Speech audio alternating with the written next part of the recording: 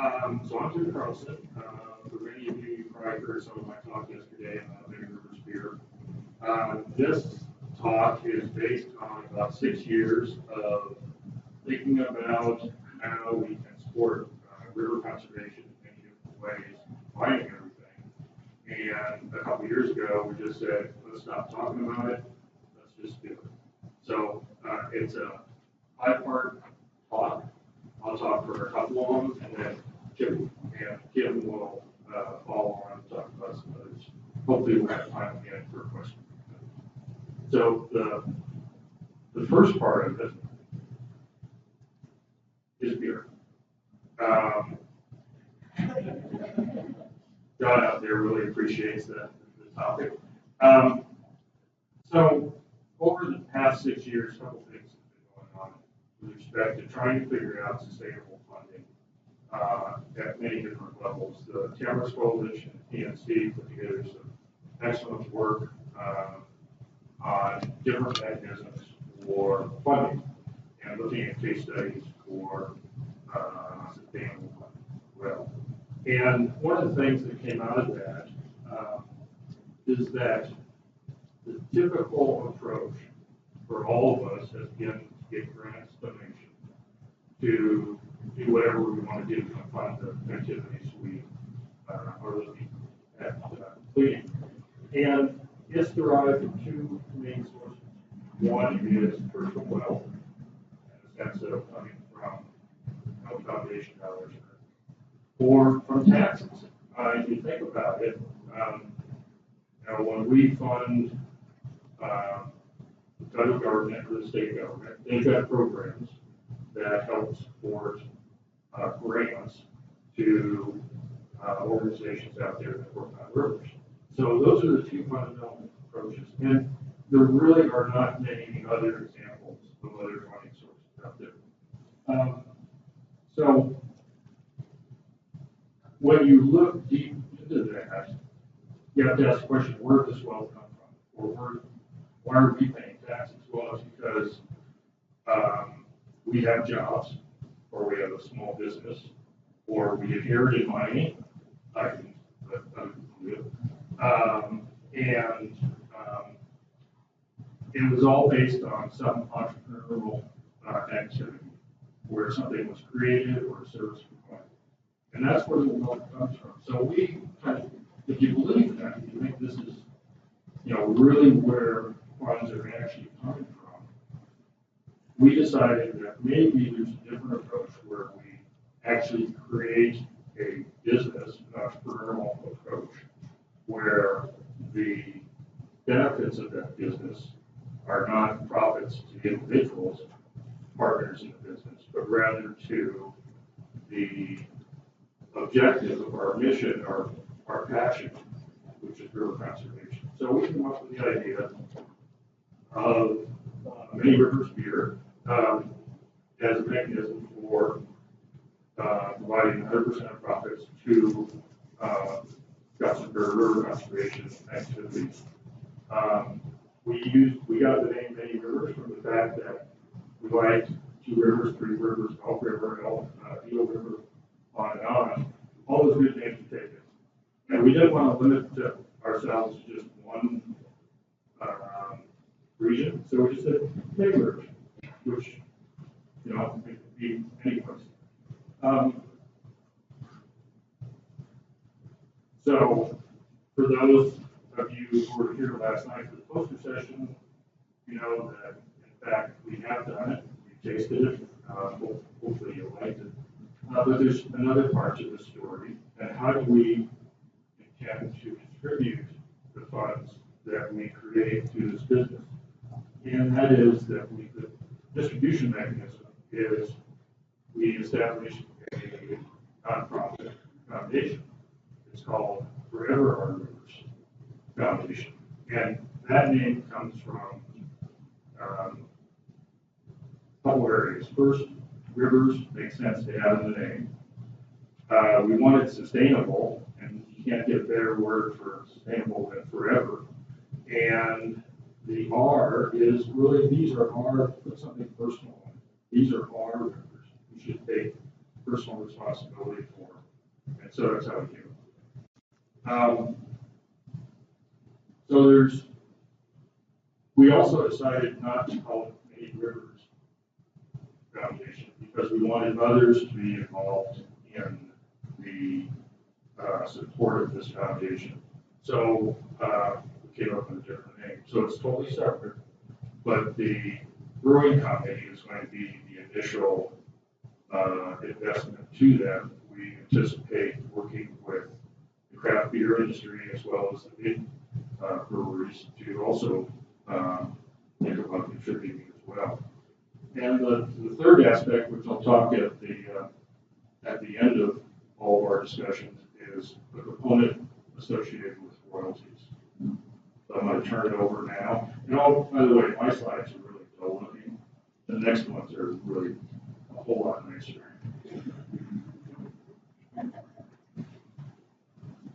Thanks, Tim. So back when Tim and I were first talking about this idea of conservation beer, I was also working with Kim Schoeneck on flow restoration and riparian restoration projects on the Many River in the Barley Valley. And we were having a conversation about the beer and a lot of the different things that Kim was doing, working with local farmers. And Kim said, this could have a front-end value that you haven't thought about. And that is if we can get some of our bigger local farmers to do a crop shift or a seasonal shift away from alfalfa to barley, and in this case malt barley, which has a much higher return on investment than wheat barley for a farmer. We would have a mechanism here to restore flow in the river on the front end of this by growing malt barley in the Barley Valley. And so what we decided to do was a pilot project with Hauser Farms, our local farmer, and last summer, with Kim's help, best wishes from a lot of the rest of us, Hauser Farms planted 15 acres of malt barley.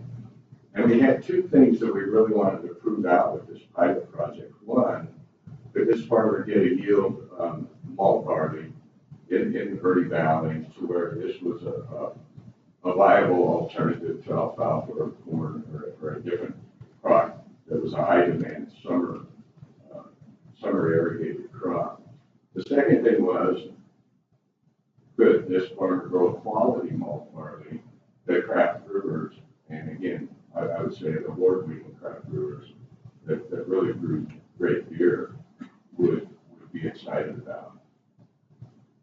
So in February of 2016, Hauser Farms planted the barley seed.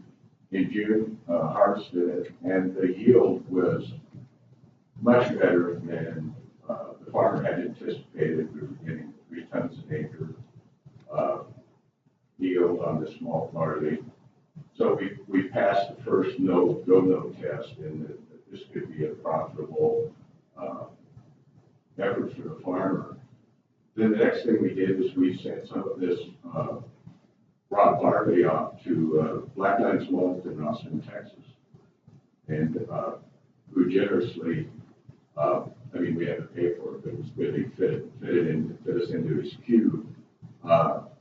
Went ahead and malted some of this barley, shipped it back to us, and we had targeted certain brewers in Arizona, Flagstaff, Prescott, the Barley Valley, and Phoenix, which is the big market, and see what kind of a response we get.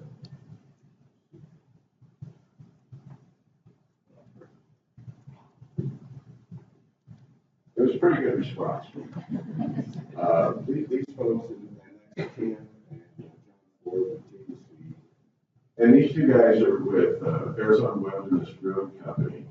Esquire magazine a couple of years ago said they were one of the best new breweries in the world, and they brewed quality beer, and they loved our malt. So this was a big threshold for us. We got a green light on the two things we were trying to prove out. So the next thing was just get to work on, developing a business plan, choosing the equipment you need, choosing the site.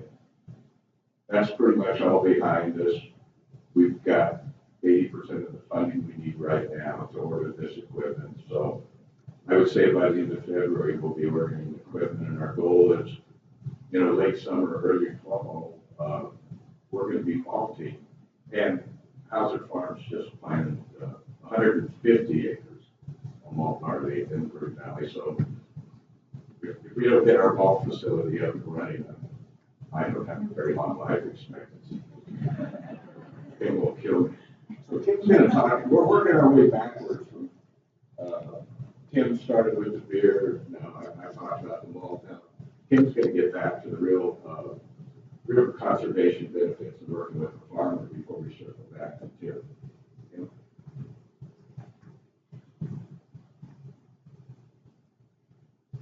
That's what I'm looking for. Just in case you didn't get long enough on that slide. That's multi-equipment if Blackland's where I'm all in. So this is our pilot project from last year, the Sinagua Ranch. So we did about 14 acres last year. The Nature Conservancy is really interested in this project from a river conservation perspective. We're specifically looking at the Barley, but we're looking at crop shifting throughout the Colorado Basin as an alternative to, some other transaction tools we talked about yesterday.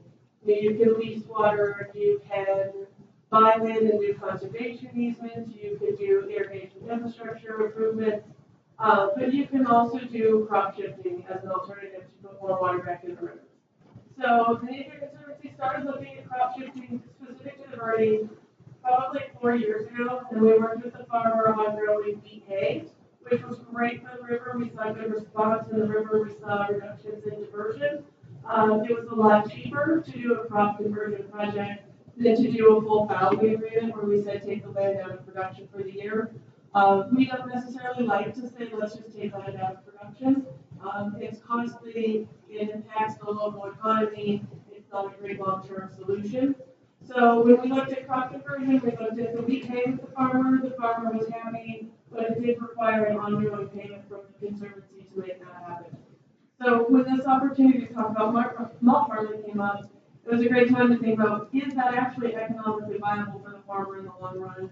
And we don't know for sure, but we're pretty confident that it is. We have a lot of different expectations of the river. Some people want to kayak, some people really enjoy growing food there. So we are looking at the Conservancy at how we balance these multiple uses. And that's where keeping farming in the land is really important, but still enabling the river to be there for fish and wildlife. So we're going to talk a little bit about the Barley. Crop shifting works differently in every place. We talked about water transactions yesterday. A lot of my answers to your questions were it depends on where you are and what the situation is. For the Barley, typically folks are growing alfalfa, corn, other crops that need a lot of water in the summer. This is a graph of flow in June. So this is the top of the Barley Valley. This is the bottom of the Barley Valley. This is the big, beautiful grasslands that fill with water and have springs that seep out. There's lovely forests over here that deliver water to the river. So a lot of this land is protected in federal ownership or still has big ranches. But this area is where typically people are farming. Within the Barley Valley, there's about 6,000 acres of irrigation, but there's 42 irrigation diversions in the Barley Valley. 7 large ones on the main stem. I'm thinking you can guess where they might be. So we have our first diversion here, another diversion, we have another diversion. We have a lot of return flows coming back into the river. This is Oak Creek, so if it seems to down there, the pretty red rocks, that's where that is. Then we have some more diversions. So we have several places where the flow gets to zero or very close to zero. So if you're a fish and you're here, you can't get there, you can't get there, you can't get to better habitat. You're pretty much stuck where you are as a fish. So the Conservancy's goals were to increase flow to a minimum level and create connectivity, and then to maintain that flow as we go forward. So when we looked at how do we do this, we kind of have to think about what can we do in the Murray Valley? What works? We have to have family farmers. We have to have combines. You actually have to be able to plant seed and grow it. So we got all that together, which was pretty fun since we decided to do this in like January. Things had to be planted in February and stuff. It's a fun month. But in general, here's another nice graphic for you. So the blue line is the flow in the river.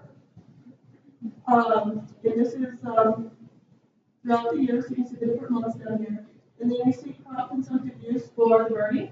So this changes depending on where you are. So these numbers will look different if you were thinking about Colorado, you were thinking about Grand Junction versus higher elevations, or if you think about Phoenix or the same thing. But for the birdie, you can see this lovely red color, rusty, orange, is what barley needs. And you can see when barley needs water, there's quite a bit of water in the river. You can see when barley needs water, it's pretty much all the time. And you can see when corn needs water. So actually, corn and barley have similar consumptive uses, but the time that corn needs water is very different than the time that barley needs water. So with that, we actually know that growing barley creates less of a demand on flows in the river in June, which is when you're really targeting the local season of the river.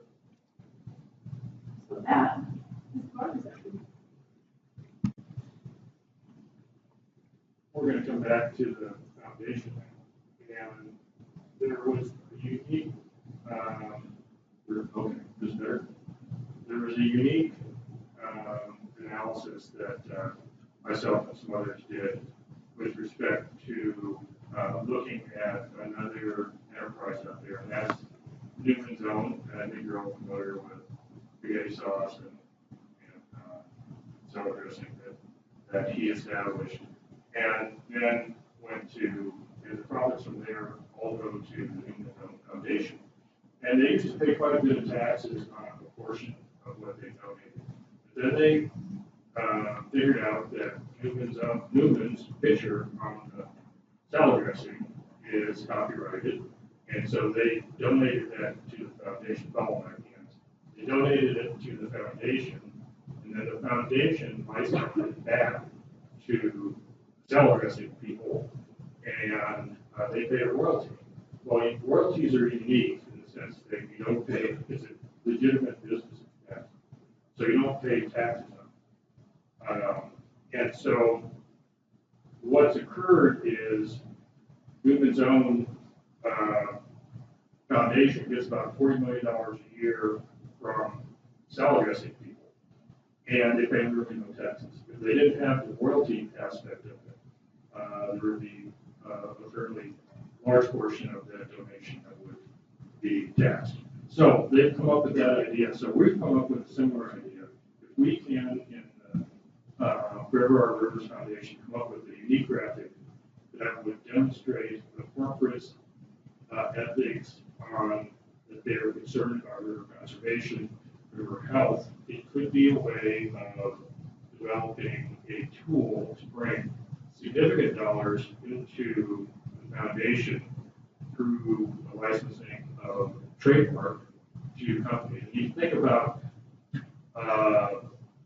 like Cuts Unlimited as their trademark, so you can see it on clothing. That company that makes that clothing is providing 10% of their net income back to Cuts Unlimited. Really huge. The Leave No Trace is a good example that Subaru supported, continues to support. So companies will do that if there's a really a good logo that represents their. So we're going forward with that as a major part.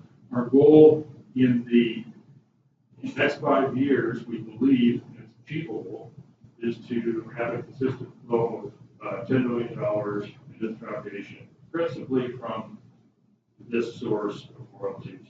And that can be truly sustainable. The thing that we all recognize is that watersheds out there that are getting funding from like National Fish and Wildlife Foundation, the Walton Family Foundation, et cetera, those funds last for a couple years, maybe 5 years, and then the watersheds are left on their own. So this is a mechanism we believe is going to be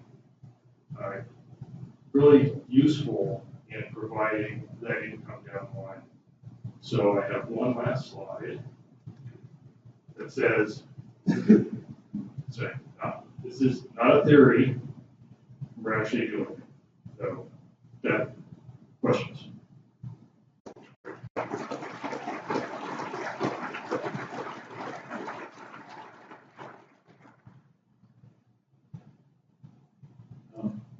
Two questions. One is there a reason there's not beer here?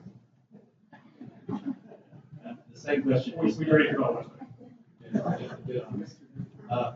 have you thought about over the long term going to other companies and trying to get them to buy your license of your foundations on the only beer? You need a license for Many Rivers beer. Really, we're focused on the rotating aspect of a unique graphic at this point in time. But we'll be targeting the craft beer industry primarily, and any other industry that uses water. So it could be a place like Intel. That would be a target industry.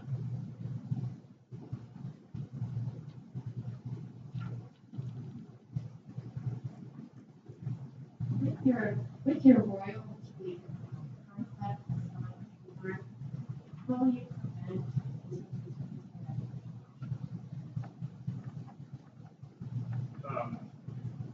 We're going to be setting up criteria for that, and a good example of that is, the question is, how can we prevent companies from using a locally greenwash? Basically, trying to convince people that they're really environmentally conscious, but reality they're not.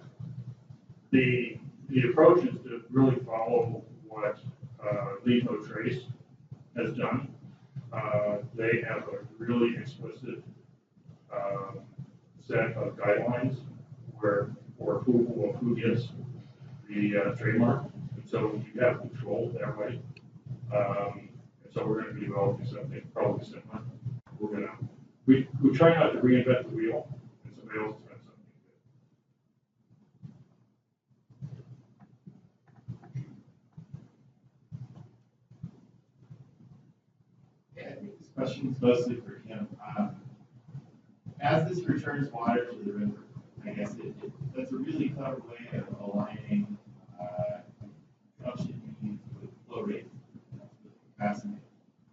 But I'm wondering, as it starts to flow down the river, does that mean future water is scooped up instead, or does that mean with storage and reservoirs, or so is it like just for a certain length of the river that returning that flow having benefits for plants and fish and stuff like that, or does returning 6 acres feet to the river return 6 acres feet?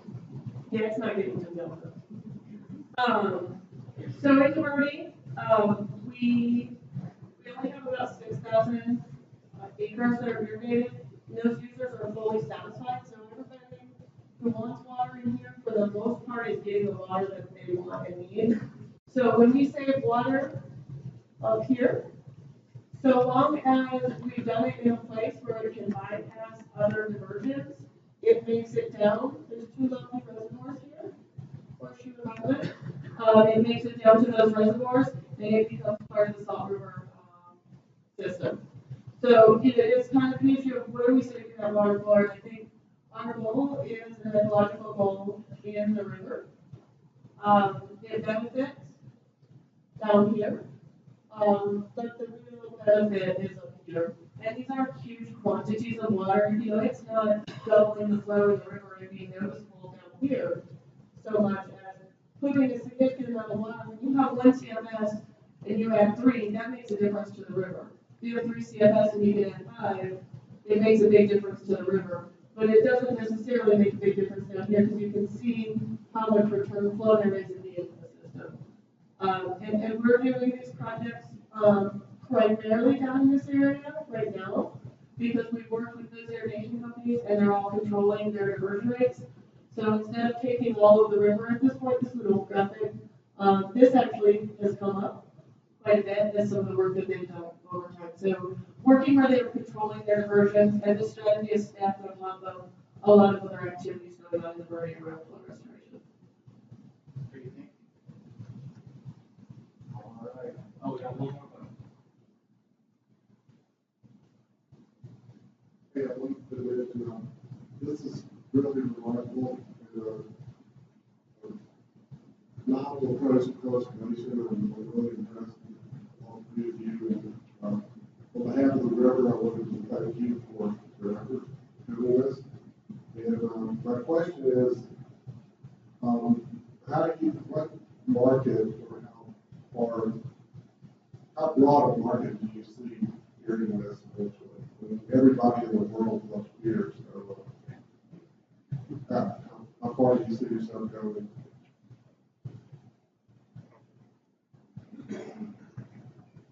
Well, we certainly aren't going to replace, all the farming alfalfa throughout the West, but I think it provides a good model for thinking through how you can approach and tackle many different components of river conservation. One is the dollars, this money, but the other is providing a mechanism to keep more water in the river, and also creating job opportunities. So it's kind of, trying to solve a lot of problems or issues through kind of a very we talked collaborative approach. That's what conference is about in many respects, and this is collaboration. These are all separate activities. The farmer is one business, the malting company is one, beer is one business. The foundation is another. Companies that contribute to the foundation, there are actually thousands of businesses. So it's looking at, the big picture versus just focusing on one aspect. And in part, that's probably why it took us 6 years to get it all put together. All right.